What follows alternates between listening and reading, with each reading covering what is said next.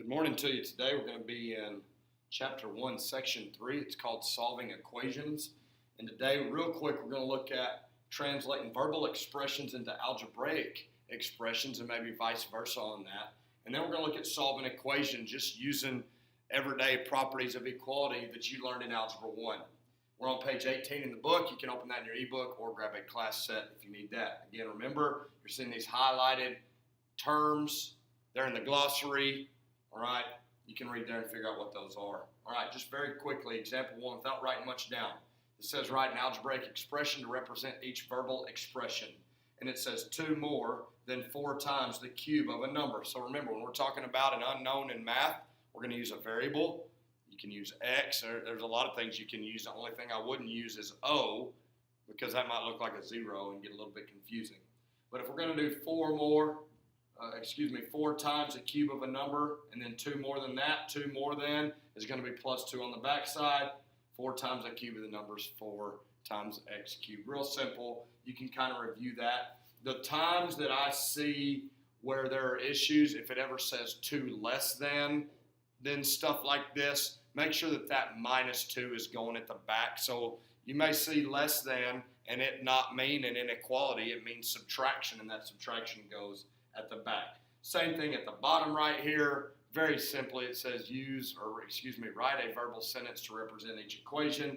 It's got 6x equals 72, and they're saying that's the product of 6 and a number, and that is 72. Is being equals product meaning times. Just kind of catch up on that. I'm not going to make you write that down as we keep rolling. Understand your math rules of equality. So if you are big on having tables and having data, this would be something that would be good to get in your notes here on page 19.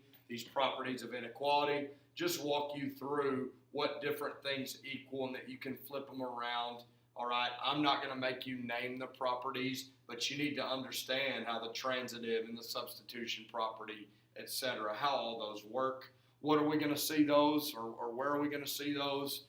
You'll see in just a second when we're solving algebraic expressions. Okay, gets down here at the bottom of page 19 into some more addition and subtraction, and then multiplication and division properties of equality. Just kind of glance over that. Make sure you know when we're setting up and solving in algebra how to get rid of addition and subtraction and how to get rid of multiplication and division. All right, let's keep going. Let's get some of this math done. I'm flipped all the way to page 20, and we're at example 4a. All right, and it says this. It says n minus 3.24 equals 42.1. So as we go solve for n, here's your rules when you're solving. We are going to do PEMDAS backwards, meaning this. I'm going to get rid of any addition or subtraction in relation to what I'm solving for. Then I'm going to get rid of multiplication and division. Then I'm going to get rid of an exponent. Then I'm going to get rid of parentheses or deal with the parentheses. And we'll get a little bit of a look in this. Not a ton of it in these notes, but you'll see it as the year goes on and as we get further in the book. All right, here we go, solving for n. I've got n minus 3.24. I need to get rid of minus 3.24 because the first thing when we're solving for a variable is doing PEMDAS backwards. The first thing is to get rid of subtraction. So I'm going to add 3.24 to both sides of the equal sign. So remember, you probably learned in Algebra 1 that the equal sign kind of divides this up into left and right side, and we've got to do the same math on both sides. If I add 3.24 on the left side of the equal sign, I add 3.24 on the right side of the equal sign. So on the left side, those cancel out. I'm left with n equals, and all we got to do simply, and you can do it in the calculator, 42.1 plus 3.24, and that gives us 45.34. If you're not good at that by hand, just look in the calculator. There's your answer. Okay, pretty simple. Addition and subtraction is easy. I would imagine that y'all feel pretty confident with that. If not, you'll get to practice some and you'll be fine. Let's jump into example 4b. So what do we do now when we start getting fractions? I have negative 5/8 x equals 20. So we're going to get x by itself. Now, technically, we are multiplying the x by negative 5 and dividing that same thing by 8. This could also be written out here as negative 5x over 8. These would be the same thing. All right? I'm fine with the way that it's written. It's written as multiplication, which is good. I'm going to get rid of that because there's no addition and subtraction to get rid of. And so the way that we're going to do that now is by multiplying by reciprocal. I didn't give myself a ton of room here, but I need to multiply by -8 over 5. I need to flip that fraction. If I multiply the left side by -8 over 5, again, left side of the equal sign, I multiply the right side by -8 over 5. When you multiply these, which you're not going to have to do, we need this to multiply to 1, and that's exactly what happens. You can get your calculator out. -8/5 times -5/8 reduces to 1. It doesn't cancel out. If it canceled out, x wouldn't be there anymore, but it reduces to 1. So I'm left with x equals, and now we've got to do some math. If you want to do it by hand, remember, I can just do 20 times -8. That's a numerator. Let me remind you that a whole number is a fraction. It's like, that number over 1. In this instance, it's 20 over 1. And we multiply fractions straight across. 20 times -8 is -160. And divided by 5 would give us -32. If you're not good at that, don't be. Let your calculator be good. Do 20 times. Make sure you're putting fractions in parentheses in the calculator. We get x equals -32. All right? Pretty simple stuff. If this sign is negative, we multiply by a negative. If this sign would have been positive, we'd have multiplied when we did reciprocal by a positive as well. Let's jump down to example 5. All right, so example 5 looks a lot trickier. It's really not that bad. So I've got this, 5 times x plus 3 plus 2 times 1 minus x equals 14. We got multi-step going on here. You have to put the problem together first before we can solve. I can't solve for x yet because x is happening multiple times on the left side of the equal sign. So I've got to do PEMDAS first. Okay? Do PEMDAS. And then we'll undo it when we solve. All right, here we go. I've got parentheses with nothing I can do. These aren't like terms. These aren't like terms. I've got no exponents. I have multiplication. I need to distribute the 5. I need to distribute the +2. So here we go. 5 times x and 5 times +3. So that gives us 5x plus 15. I'm going to take the whole thing, +2, and distribute it. Multiply it by 1, multiply it by -x. +2 times 1 is +2. +2 times -x, -2x, and that still equals 14. Nothing changed on the right side. All right, let's do some like terms. I've got some x's that go together. I've got a 5x minus 2x. That gives us 3x. I've got a plus 15 and a plus 2. That gives us plus 17. They have the same last name, and that equals 14. All right, now we only have a single variable. I know we have 3 x's, but we just have isolated or gotten it to where I'm only seeing x one time. Now we're ready to do PEMDAS backwards. So in terms of x, I need to get rid of everything on this side of the equal sign. So that means the addition's got to go. How do we get rid of addition mathematically? We subtract. And if I subtract 17 on the left side of the equal sign, I subtract 17 on the right side of the equal sign. This looks kind of like your old school elementary adding and subtracting where we stacked them up. So it should be easy for you, or it's pretty simple to do. The 17s cancel out. When you add or subtract, they cancel. That's what we want.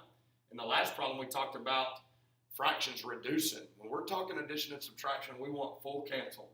I have 3x on the left side equals, when I do 14 minus 17, I get -3. If you're not good at adding negatives or subtracting, just do it in the calculator. You'll be fine. All right, this step. I have 3 times x equals -3. This is multiplication. How do we get rid of multiplication? We divide. The biggest mistake that I see here is people will divide by -3. Don't divide by the opposite. We're not canceling them out. We're not adding and subtracting. I'm trying to reduce to 1, so I need the sign to be the same. 3 divided by 3 is 1. That leaves x. Now over here, do the math. -3 divided by 3 is -1. We get x equals -1. All right. Should be some stuff that's okay for you. All right, we're going to take a step up conceptually. Let's go over here to example 6. And this will be the last one that we're going to work today. I'm on page 21 in the textbook. Again, ebook or class set text will be good. This one looks tough. Stay the course. So they give us the formula for the area of a trapezoid which is this. Area equals 1/2 times the height times the addition of the two bases. So you can see a little picture. Sorry, it's crooked. You can see the little picture right there. All right, see what we're talking about. And then it says, in this formula, they want us to solve for B2. So I've got to move everything that's not B2. As I do that, remember, when we solve, this problem is put together, I'm going to do PEMDAS backwards, and you're like, oh, well, I need to subtract B1 and get it gone. That is not the first step. These are parentheses. We'll deal with B1 and B2 at the end. I have got to go get rid of the 1/2 and the H, etc. Okay? We're going to treat this fraction, all right, like we multiplied and divided, and we're going to go ahead and get rid of it. So to get rid of this fraction of 1/2, I'm going to multiply by 2/1. If I do it on the right side, I do it on the left side. So that's a little bit different. This time I'm reducing those out. Now I'm writing them like they cancel. They don't cancel. They reduce to 1. And 1 times this whole side just leaves us this side. That's what we want. When I do 2/1 times A, that cleans up to 2 times A. Remember, big A is representative of area right here. So I'm left over here with H times B1 plus B2. So we're solving for B2. I still can't do anything with parentheses because I've got another multiplication happening. All right, how can I get rid of that H? I can divide by H. That's how you get rid of multiplication. These reduce to 1. They're gone. So I'm actually in pretty good shape. I've got 2A over H equals, and it's still in parentheses, but I don't need those parentheses anymore. It's not separating anything. The way that we look at this, that's the last step anyways. So we don't really need to even write those. I just have B1 plus B2 on the right side of the equal sign now. My last step here to get B2 by itself is to subtract B1. Why are we subtracting? Because B1 is positive. So I'm going to minus B1. Now I'm going to write it over here and show you what we have to do. I'm kind of stacking it up still, but it's a little weird. Now on the right side of the equal sign, my B1's cancel. So I'm left with B2 on the right side. That's good. When we add or subtract fractions, for them to go over one denominator, they have to have a common denominator. Well, B1 doesn't have a denominator other than 1. It's not this one. It's like B1 over 1. It doesn't combine with 2A over H, all right? They're not common denominators. So I'm just going to spread it out. Now I'm going to put 2A over H minus B1, all right? And that's actually the answer. You're like, wait, B2's over here on the right. It's fine. It is isolated. I think etiquette would say to go ahead and flip-flop this and write B2 equals 2A over H minus B1.